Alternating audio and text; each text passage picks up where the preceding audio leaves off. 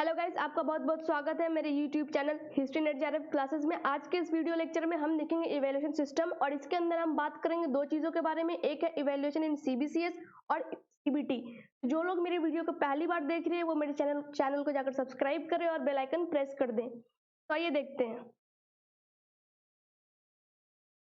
सबसे पहले है कि सीबीसीएस होता क्या है। सीबीसीएस का मतलब होता है choice based credit system. Okay, ये एक सिस्टम है जहाँ पर आपके पास चॉइस है किसी भी सब्जेक्ट को चूज करने का, कितने क्रेडिट का सब्जेक्ट आप लेना चाहते हो। का डेवलप क्यों हुआ? To overcome the demerits of conventional teaching system. जो कन्वेंशनल टीचिंग सिस्टम में जितनी भी त्रुटियां थी, जितनी भी खामियां थी, वो ओवरकम करने के लिए सीबीसीएस का इंट्रोडक्शन होता है। तो पहले के सिस्टम में क्या प्रॉब्लम था कि वहां पे एजुकेशन, एम्प्लॉयमेंट और स्किल डेवलपमेंट, इन तीन चीजों के बीच में रिलेशनशिप, एक अच्छे कोऑर्डिनेशन का बहुत ज्यादा लैक था। रिलेशनशिप अच्छी नहीं थी इन तीनों के बीच में कि आप जो पढ़ा रहे हो वो बच्चा के पास इतने स्किल डेवलप हुआ कि नहीं कि उसको नौकरी में काम देगा या फिर उसका एम्प्लॉयमेंट कैसा होगा। इन सारी चीजों को देखते हुए सीबीसीएस का इंट्रोडक्शन होता है। तो नेक्स्ट हम देखते हैं कि सीबीसीएस एडवांटेजेस क्या क्या है, इसके क्या क्या फायदे हुए। सबसे पहले की शिफ्ट देखा गया from teacher centred to learner centred. अब लर्नर जो है प्राइम फोकस बन गया। ठीक है, अब सारा का सारा शिफ्ट इस अप्रोच में जा चुका है। मैंने आपको अपने प्रीवियस वीडियोस में लर्नर सेंट्रिक अप्रोच पे बहुत अच्छा वीडियोस बनाया है, तो आप उसको जाके देखें। तो सीबीसीएस अलाउ करता है to choose interdisciplinary, intradisciplinary and school oriented courses. क्या आप अपने में फंसे मत रहो, अलग अलग डिपार्टमेंट जाओ, अलग अलग सब्जेक्ट्स देखो, उनको एक्सप्लोर और उनको समझो और एक तरह का एक्सपोजर लो कि आप कितना समझ पा रहे हो, चीज़ों को सीख पा रहे हो। मान लो कि अगर आप आर्कियोलॉजी पढ़ रहे हो, हिस्ट्री में सकता है आपको केमिकल नॉलेज चाहिए, तो आप केमिस्ट्री में अगर कौन से पेपर ऑफर कर रहे हैं केमिस्ट्री डिपार्टमेंट, तो आप वहाँ पर जाके पढ़ सकते हो और उसको सप्लीमेंट तरह यूज कर सकते हो सकता है वो आपको फ्यूचर काम दे। ठीक है, सेम गोज विथ लैंग्वेज कि अगर आप मिडिवल हिस्ट्री पढ़ रहे हो और अगर पर्शियन डिपार्टमेंट पर्शियन सिखा रहा है बेसिक लेवल पे, तो आप उसको जाके सीख सकते हो, आपको वो बाद में काम देगा। तो इस तरीके से सीबीसीएस जो है वो बहुत ही ज़्यादा फ्लेक्सिबल है और आपके एजुकेशन को बहुत ज़्यादा ब्रॉड बना देता है। वो अलग अलग सब्जेक्ट्स को कंबाइन करने का परमिशन देता है। offers flexibility to students with at different times and at different institutes complete one course।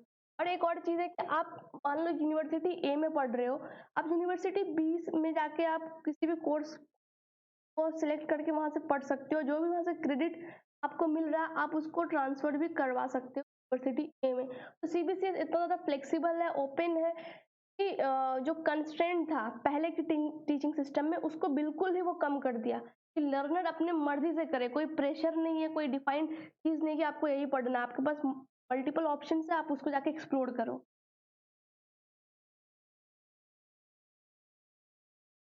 तो सीबीसीएस के अंदर आउटलाइन क्या क्या है, इसमें सबसे पहले है आपका कोर कोर्सेज। आपको ये कोर कोर्स पढ़ना ही पढ़ना, आप इससे कॉम्प्रोमाइज नहीं कर सकते। नेक्स्ट है इलेक्टिव कोर्स। इलेक्टिव कोर्स आपको बहुत ज्यादा ऑप्शन देता है कि आप अलग अलग कोर्सेज को आप सिलेक्ट कर सकते हो, आप उसको एलेक्ट कर सकते हो अपने हिसाब से, जो कि स्पेसिफिक, स्पेशलाइज्ड, एडवांस या सपोर्टिव भी हो सकता है। नेक्स्ट है डिसिप्लिन कोर्सेज, या फिर इसको बोलते हैं डिसिप्लिन स्पेसिफिक सिलेक्टिव। जो आपका डिपार्टमेंट है या फिर आप जिस डिसिप्लिन में हो वो आपको कुछ कोर्सेज ऑफर करेंगे, तो आप वहां से भी जाके ले सकते हो। नेक्स्ट है डिसर्टेशन और प्रोजेक्ट्स में आप अपने नॉलेज को थोड़ा एडवांस्ड बनाते हो और यहाँ पे teacher as a supporting, as a guide काम करता है कि वो आपको हेल्प करता है कि आप अगर किसी मान लो विमेन टॉपिक पे कुछ काम कर रहे हो, तो आप उसको कैसे प्रेजेंट करोगे, कैसे मटेरियल को पढ़ रहे हो, कैसे प्रेजेंट कर रहे हो, कैसे क्रिटिसाइज कर रहे हो, कैसे एक अंडरस्टैंडिंग डेवलप कर रहे हो। तो उसमें इसमें टीचर का बहुत ज्यादा इंपॉर्टेंट रोल हो जाता है। इसलिए डिसर्टेशन और प्रोजेक्ट वो मिक्स्ड स्ट्रेटेजी के अंदर आता है, जो मैंने आपको पिछले वीडियो में बताए हैं। नेक्स्ट है generic elective courses. Generic elective courses में आप एक्सपोज करते हो खुद को, खुला छोड़ दिया किसी भी कोर्स में जाके, चाहे वो आपके डिसिप्लिन से रिलेटेड हो या ना हो। अब हिस्ट्री का बंदा लॉ पढ़ रहा है जाके, तो कंटेम्प्रेरी में तो सही है, लेकिन अगर एंशियंट हिस्ट्री कोई बंदा है वो जाके लॉ पढ़ रहा है और उस लॉ में अभी के लॉ सिस्टम को बढ़ाया जा रहा है, तो वो बहुत ज्यादा अनरिलेटेड है। लेकिन ये आपको ऑप्शन देता है कि आप जाओ देखो, अगर आपका इंटरेस्ट है तो हो सकता है आप बाद में जाके कंटिन्यू कर सकते हैं। लास्ट वन है एबिलिटी एनहेंसमेंट कोर्सेज। दो डिवीजन है।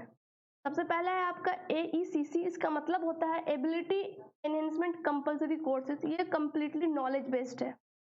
नेक्स्ट है SEC, का फुल फॉर्म है स्किल एनहेंसमेंट कोर्सेज, जिसमें आप स्किल सीखते हो, नॉलेज सीख रहे हो, साथ में आपको कुछ स्किल सिखाई जा रही है कि अच्छा ऐसा भी हो सकता है। ये था CBCS का आउटलाइन। नेक्स्ट हम देखेंगे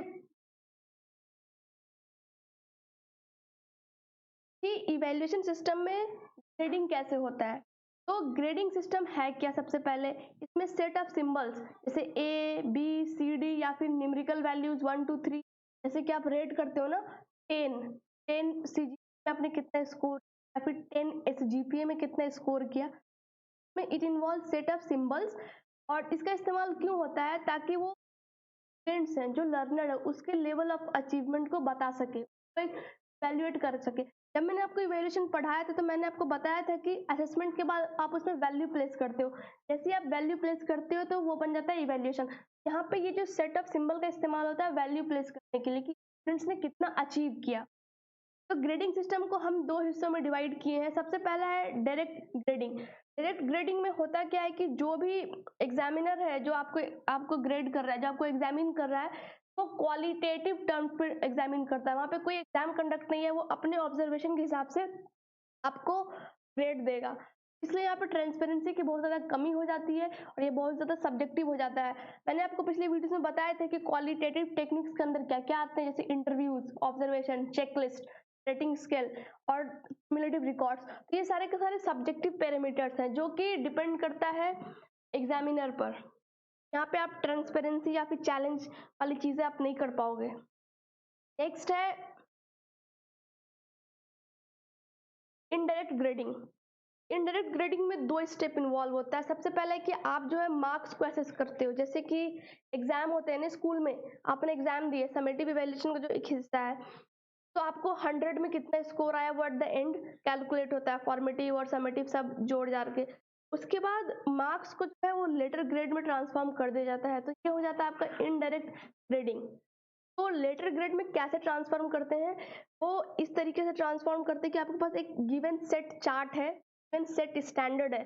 मान लो कि जो 91 से लेकर 100 के बीच स्कोर करेगा हम उसको A1 देंगे, जो कि 81 से लेकर 90 के बीच स्कोर करेगा उसको A2 देंगे। ये डिफाइंड होता है, तो आप उसके हिसाब से ग्रेडिंग कर देते हो, तो ये है indirect grading. Next, indirect grading में दो डिवीजन है। सबसे पहला है एब्सोल्यूट ग्रेडिंग। एब्सोल्यूट ग्रेडिंग में क्या होता है कि इसका आधार है प्री डिटरमाइंड स्टैंडर्ड्स। एक स्टैंडर्ड पहले से डिटरमाइन है और उसके हिसाब से ग्रेडिंग करते हो। जैसे कि एग्जांपल के तौर पे किसी क्लास में 40 स्टूडेंट्स ने एग्जाम्स दिए और उसमें उन्होंने अपना अपना स्कोर किया, तो आपके पास परसेंटेज है। आपने एक चार्ट बना दिया, एक क्राइटेरिया सेट कर दिया, जिसने 75 से एबव किया है वो डिस्टिंक्शन कैटेगरी में आएगा, 60 से 75 के बीच स्कोर किया फर्स्ट डिवीजन, 45 से 60% सेकेंड, 33 से 45% थर्ड, तरीके से 33% से बिलो अनसेटिस्फैक्ट्री। तो आप इस तरीके से एब्सोल्यूट ग्रेडिंग करते हो। नेक्स्ट है रिलेटिव ग्रेडिंग। जब रिलेटिव ग्रेडिंग है तो ऑब्वियसली आप समझ रहे हो कि आप इसको किसी से रिलेट कर रहे हो, राइट, तो किसी से रिलेट हो रहा है। इसका दूसरा नाम है ग्रेडिंग ऑन द कर्व। इसका इस्तेमाल होता है पब्लिक एग्जामिनेशंस में। फॉर एग्जांपल आपने यूपी एग्जाम्स दिए, वहाँ पर अब कट ऑफ सेट होता है, वहाँ पर रिलेटिव ग्रेडिंग है कि कुछ बच्चे लिस्ट में आ पाते हैं, कुछ बाहर हो जाते हैं, लेकिन वहाँ पे जो कंपैरिजन है वो किसी एक बंदे के परफॉर्मेंस के हिसाब से ग्रेडिंग नहीं हो रहा है, उसको हम रिलेटिवली किसके ग्रुप के साथ देख रहे हैं कि कैसा परफॉर्मेंस। ये था आपका रिलेटिव ग्रेडिंग।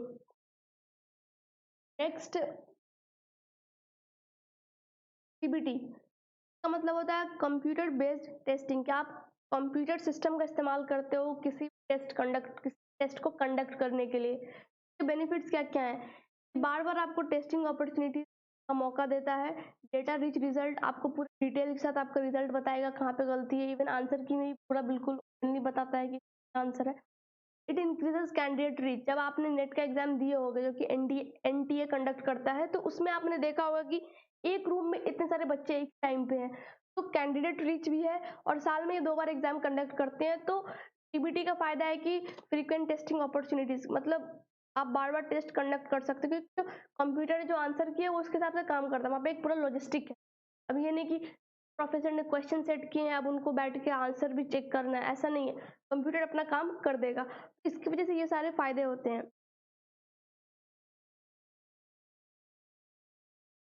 तो सीबीटी में दो तरह का टेस्ट होता है, एक है आपका लीनियर टेस्ट और दूसरा है एडेप्टिव टेस्ट। लीनियर टेस्ट में कंप्यूटर जो भी क्वेश्चंस को सिलेक्ट करता है वो इंडिविजुअल के परफॉर्मेंस लेवल से उसका कोई मतलब नहीं है। उसका जो क्वेश्चन वो आपको देगा, आप कितना वीक हो कितना स्ट्रांग हो उससे कोई लेना देना नहीं है लीनियर टेस्टिंग में। लेकिन इसका उल्टा होता है एडेप्टिव टेस्टिंग में, जहाँ पर कंप्यूटर जो है उन्हीं रेंज ऑफ क्वेश्चन को सिलेक्ट करता है जो कि इंडिविजुअल के पास्ट परफॉर्मेंस के लेवल के अनुसार हो।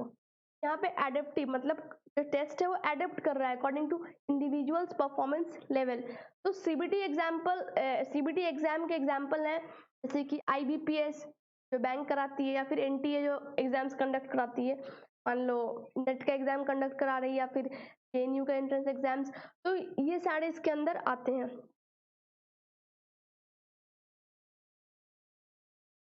नेक्स्ट वीडियो में मैं इवैल्यूएशन सिस्टम को इनोवेशंस इन इवैल्यूएशन सिस्टम को डील करूंगी, और ये लास्ट टॉपिक होगा आपके टीचिंग एप्टीट्यूड का। तो हम डायरेक्टली रिसर्च एप्टीट्यूड में जंप करेंगे। तो गाइज आपको ये वीडियो कैसा लगा आप प्लीज मुझे कमेंट बॉक्स में कमेंट करके बताइए। मेरे वीडियोस को लाइक कीजिए, मैक्सिमम शेयर कीजिए और सब्सक्राइब कीजिए। और आप हमें फेसबुक इंस्टाग्राम पर फॉलो कर सकते हैं, टेलीग्राम पर ज्वाइन कर सकते हैं, इनका लिंक डिस्क्रिप्शन बॉक्स में दिया हुआ है। Thank you very much.